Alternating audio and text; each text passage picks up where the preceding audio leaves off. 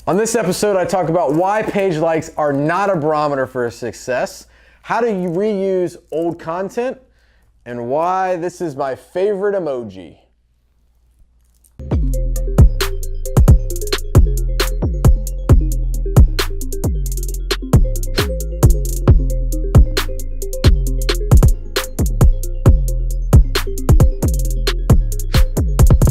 What's up, everybody? Welcome to DISRUPTu, episode 52. I'm Ryan Thogmartin, and this is the internet's only funeral marketing web show.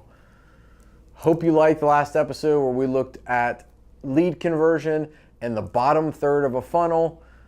If you want to learn more about that, make sure you check out our live Facebook webinar, October 9th, 3 p.m. Eastern. More details to come.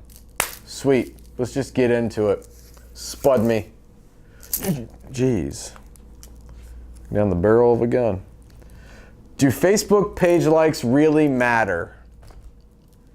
All right, so a conversation that is rampant with most new clients or new prospects with us is, I only have 200 likes on my Facebook page and our competitor has 1,500. We need to make sure that we get more likes than our competitor.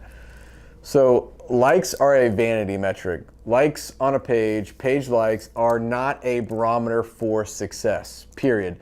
They should not be what you calculate as a successful Facebook presence. Likes do not matter. Likes are beneficial in the fact that the more people that like your page means that there's more people in the pipeline. However, Facebook, when you run like ads, one, they are costing more than what they used to. Two, Facebook is serving up those ads to people that have a history of just liking pages.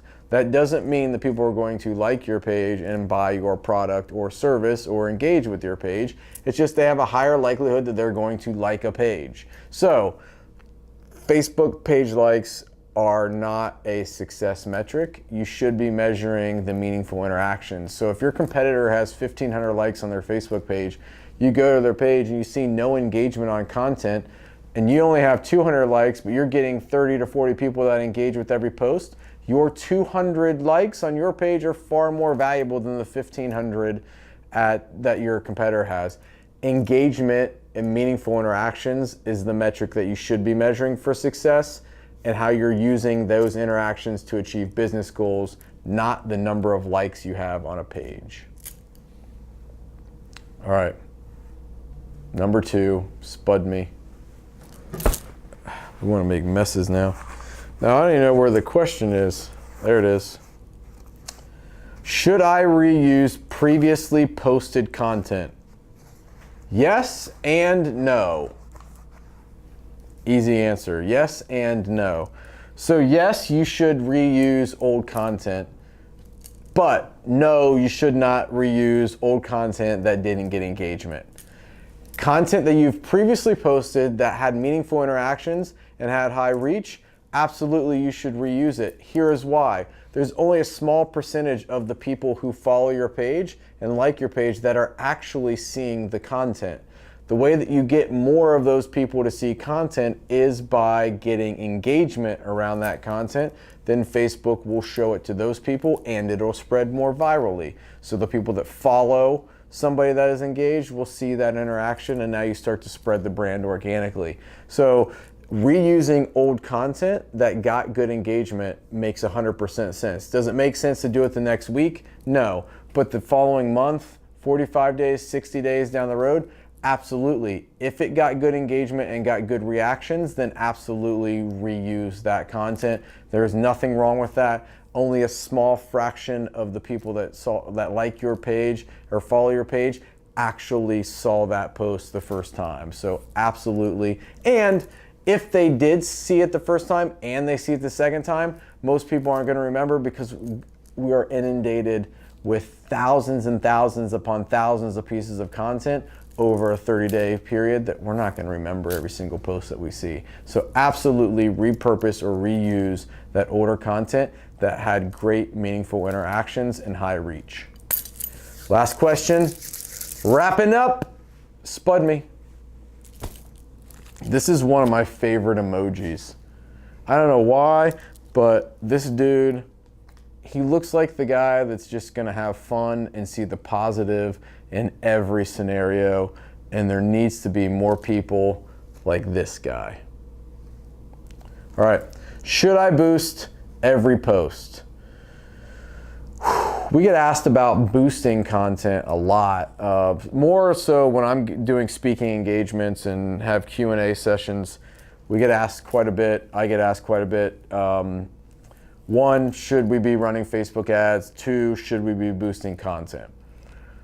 There's a misconception that boosting content is more valuable than running ads, and it's absolutely not the case. Boosting content is good in certain circumstances. Does it make sense for you to pay even $5 to boost every single post? Absolutely not, because not every post that you create is actually going to be really valuable. So that $5 doesn't mean that it's going to create any more interactions. The value of boosting content is to boost content that is already getting good engagement, that has a higher probability of getting more engagement, because when you boost it, now you're paying Facebook money to show it to certain people. If those certain people engage, you're amplifying the dollars that are being spent, and you're reaching more people and getting higher engagement, which means more meaningful interactions, which means more brand awareness and relationships being established with your brand. So no, you absolutely should not be boosting every single post. Should you be boosting content? Yes, but you should only be spending about 10% or less of your budget, your ad budget, on boosting content. And you never want to boost content through the page. Meaning, don't go to your Facebook page and click the boost button. Actually go into the ads manager, boost it by creating an ad out of a page post.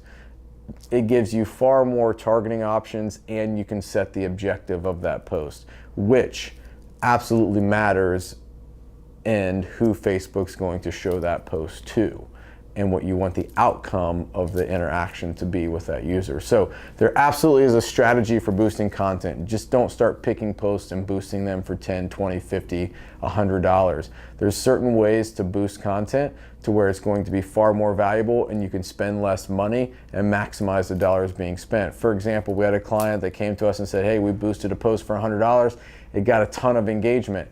When we went back and looked at how they boosted it, they boosted that post to target everybody that's 18 to 65 anywhere in the United States. That is not beneficial to a funeral home that's only serving a 10-mile radius around their location. So make sure that what you're doing is correct, and there's a right way and a wrong way to boost content, and boosting every single post is not the right way. All right, if you want to go more in depth on any of these topics, please comment below. Ask questions, we will reply. We'll get on a phone call with you if need be. Sign up for a demo if you want to learn more about what we can do to help your firm benefit from all the things that we talk about. But if you've got questions, make sure you're messaging us, comment below. We'll answer those questions. We'll link up on a web call or FaceTime for 5 minutes to have a more in-depth conversation. I am happy to do that and actually look forward to doing that. So make sure you're engaging with us so you can get the maximum amount of value out of the content that we're putting out, because these are all real things that hold a lot of weight and are super valuable and can help you spend less and have better success in your social media marketing strategy. So until next time, have a great week. Keep disrupting.